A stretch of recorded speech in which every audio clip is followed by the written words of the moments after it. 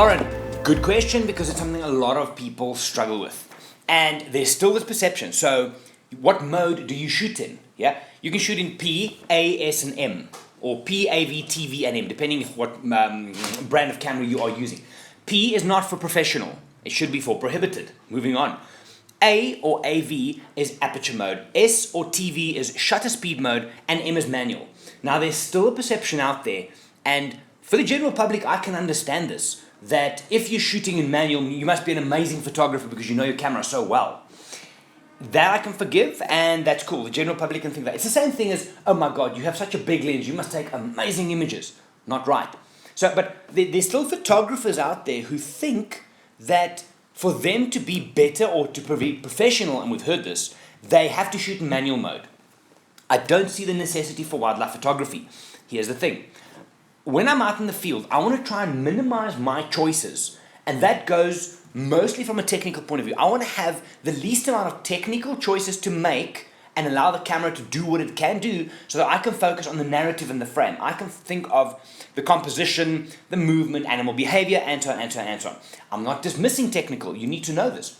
But because of that, I choose aperture mode. Aperture mode gives me the ability to guide my viewer's eye in the frame and show them, do I want to focus on the animal and blur out the background? Then I'm going to use a large open aperture and a small depth of field. Yeah. If I want to tell a larger story and there's more depth of field, I'll just dial my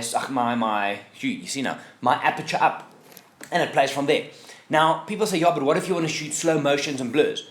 Not necessary. You can stay in aperture mode, because if you understand the basic technical foundation of aperture and shutter speed and how they work together, if you have a wide open aperture, 2.8, it will give you a fast shutter speed because that hole opens up, lots of light comes in. The shutter doesn't have to stay open for that long. As you close it, the shutter speed will come down. So you go from 2.8 up to 16, your shutter speed will, for example, come from 1,000 to 30. Ballpark, yeah? So I understand the relationship between them very well, so therefore I choose to be in aperture mode. For me, to shoot in manual mode for wildlife photography, I then have to do two adjustments. I have to make one to aperture and one to shutter speed every single time.